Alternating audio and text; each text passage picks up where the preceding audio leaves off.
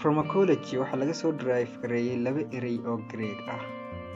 Ugu hore waa maxay? Waa pharmacon, which means drug ama daawo. Ka labaadna logi, which means history ama barasho. Drug sanad ogsoonay waxaan niri pharmacology-ga laba erey oo Greek ah laga soo keenay. Ka koobaad waa pharmacon ama daawo, ka labaad ah logi ama history ama barasho. Ereyga daawo ama drug xaniraahne waxaa laga soo derive gareeyay ama laga keenay erey Faransi ah kaasoo micnihiisu yahay dried herb ama caleentii qalaleed. Haddii aan u nimaadno drug, definition-keena waa maxay? Waa any chemical substance, waa walax kasta oo chemical taasoo la falgasha living system ama habdhiska noolaha. Daawadu waxay la falgashaa ama waa walax chemical oo kasta oo la falgasha habdhiska noolaha taasoo bedesha normal body function ama shaqadii caadiga ahayd ee uu jidhka u lahaa iyadoo u bedelaysa either positive or negative. Markaan leedahay positive waa maxay? Habdhiska shaqada jidhka uu leeyahay ayay dardar gelisaa si uu u bato, ama habdhiska shaqada ay hoos u dhigataa oo kaas ayaan niri negative. Normally pharmacology waxaan oran karnaa science of the drug, waa cilmiga barashada daawooyinka kaasoo ka hadla mechanism of action of the drug, use of the drug, as well as adverse effect of the drug. Science weeyaan daawada lagu barto kaasoo ka hadla mechanism of action of the drug, waa habka ay daawadu ula falgasho jidhka si ay u keento isbedelkii la rabay. Uses isticmaalka daawada, adverse effect dhibaatada ka dambeysa isticmaalka daawada. Qofka markuu isticmaalo daawada dhibaatada ka dambeysa ayaa la yiraahdaa adverse effect. Inta badan adverse effect iyo side effect waa la soo qaldaa, laakiin in general haddii aan definition buuxa kala siino, adverse effect is unwanted as well as unpredictable action of the drug.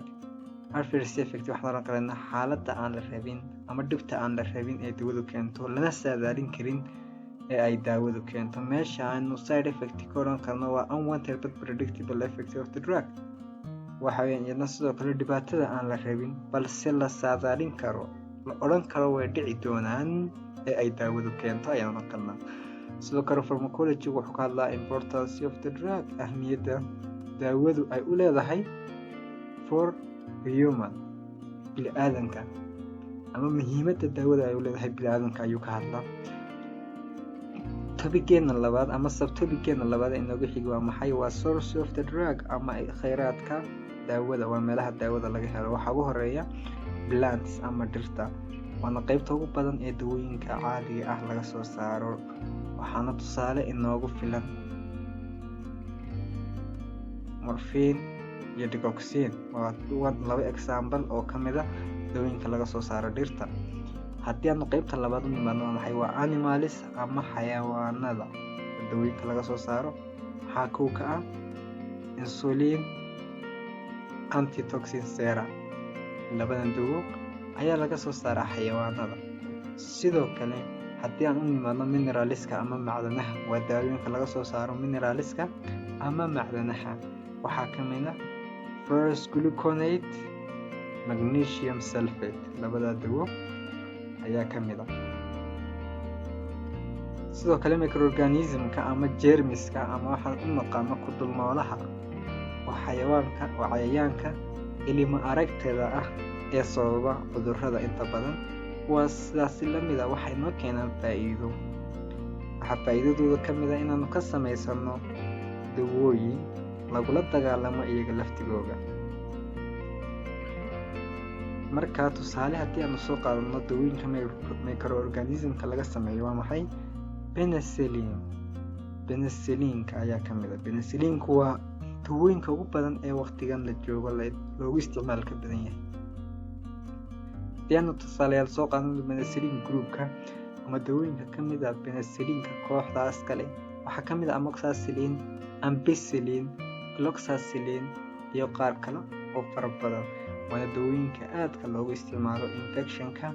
Sidoo kale dawadan waxaa laga soo saaray fungus ayaa laga soo saaray. Markaan leenahay microorganismku waa maxay? Waa fungus ayaa laga soo saaray dawadan. Sidoo kale dawada waxaa la yidhaahdaa streptomycin, waa dawo laga keenay bakteeriyada ama laga soo saaray bakteeriyada. Hadduu nimadno kooxdii ugu dambeysa waa maxay? Waa synthetic and genetically engineered, waa dawooyinka tasameyga ah, waa dawooyinka tasameyga ah. Haddii aanu niraahdo synthetic, waa iyadoo la isticmaalayo shaybaadhada casriga ah, dawooyinka lasoo saaro laiskuna dardaro ayaa la dhahaa synthetic.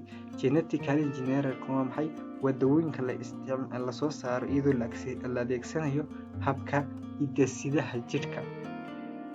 hidde-sidaha jidhka wuxuu noqon karaa ama jidh bakteeriya noqon karaa ama ku bini'aadanba noqon karaa. Tusaale ahaan synthetic drugska maxaa ka mid ah? Aspirin and sulfonamides, dawada aspirinta iyo sulfonamide waa synthetic.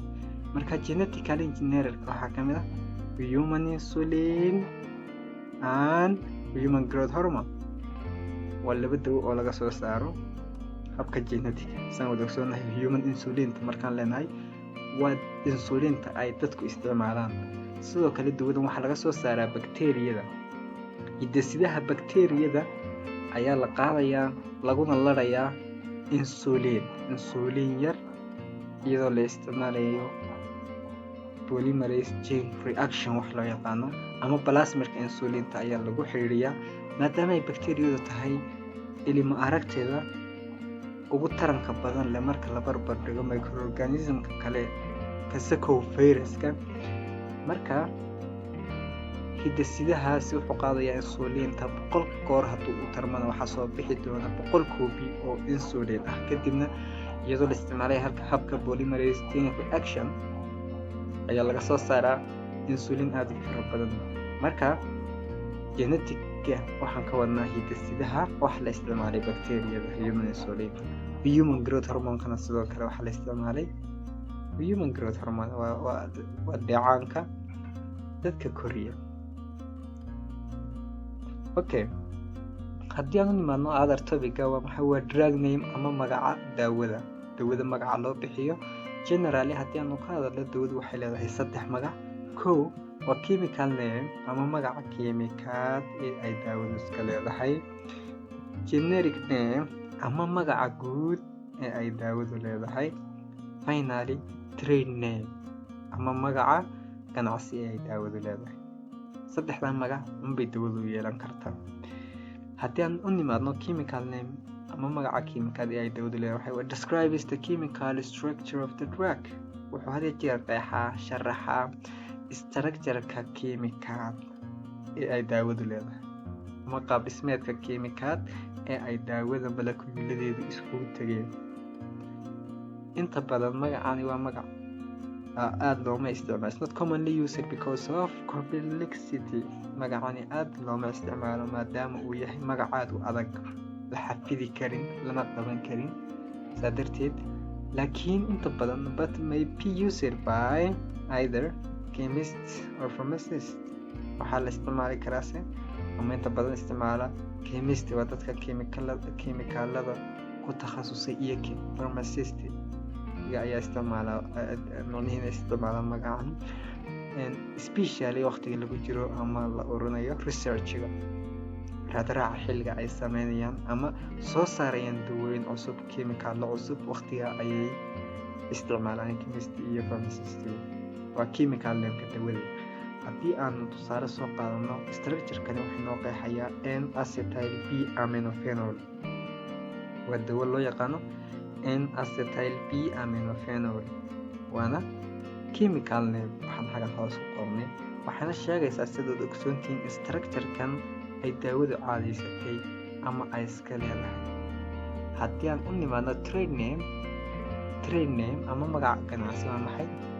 is the name given by the drug companies. waa magaca ay shirkaduha dawooyinka soo saaray ay u bixiyaan dawadooda. shirkaduhu waxay soo saaraan dawooyin aad u fara badan, sidaa darteed dawooyinka waxay u bixiyaan magac iyaga u gaara si ay uga duwanaadaan shirkadaha kale. ujeedadu waa maxay? is for commercial purpose. waa ujeedo ganacsi baa ka dambeysa.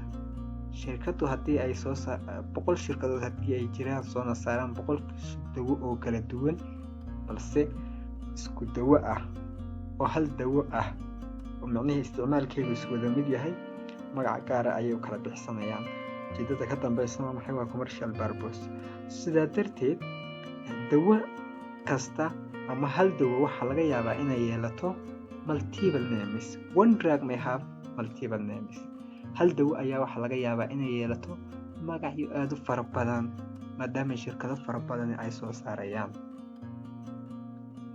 sidoo kale markaan u barbar dhigno generic drugs markaan u barbar dhigno kuwan trade drugs waa maxay waa costlier waa kuwa aad uga qaalisan uga qiimo sareeya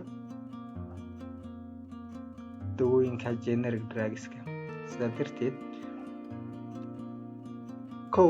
hal dawo waxa laga yaabaa inay yeelato magacyo aad u fara badan talabaadna waa ay ka qaalisan yihiin dawooyinka generic ama dawooyinka magaca guud leh tusaale haddii aan soo qaadano maxay Tylenol waa maxay waa magac trade name sidoo kale magaca kale ee loo yaqaan waa maxay waa brand name weeyaan trade name waa maxay waa brand name magacan wuxuu leeyahay Tylenol haddii aan u nimaadno kooxdeena kale ama generic name-ka ama magaca guud ee ay daawadu leedahay waa maxay is the universally accepted name waa magac dunida oo dhani ay aqbashay iskuna raacday dawadaasna u wada yaqaanaan meel kastoo daafaha caalamka ka tagto dawadaas magaca deegaankaaga u taqaano unbaa deegaanka kalena looga yaqaano sidaa darteed each drug dawo kasta maxay leedahay each drug has only one generic name dawo kasta waxay leedahay magac keliya oo guud oo loo yaqaano oo generic name ayaa dhalanaa markaa sidoo kale xaggan waxaan niri costlier than generic drugs dawooyinka brandga ama trade name trade drugs waa ay ka qaalisan yihiin kuwa sidaa darteed faa'iidada generic drugs maxay noqonayaan less cost than trade drugs oo ay ka jaban yihiin dawooyinka trade-ka ama brandga kasakow haddii aan intaa ka nimaadno general definition-ka ama magacaabida daawada saddexda chemical name-ka generic name-ka iyo trade name-ka magaca guud ee la soo imanayo waa maxay waa generic name-ka daawada sidaa darteed dawada halkan aan kusoo sheegnay chemical name-keega ee ahayd N-acetyl B-aminophenol iyo tan Tylenol ee trade name-keega halkan aan kusoo sheegnay magaca ay isku imanayaan waa maxay waa magac isku mid ah labadan dawona waa isku mid magaca isku imanayaana wax weeyaan paracetamol ama acetaminophen waa magaca loo yaqaano daawada ee generic name-ka ama magaca guud ee daawooyinkan meel kastoo caalamka ka tagtid paracetamol waa maxay is always paracetamol as well as acetaminophen is another name of the drug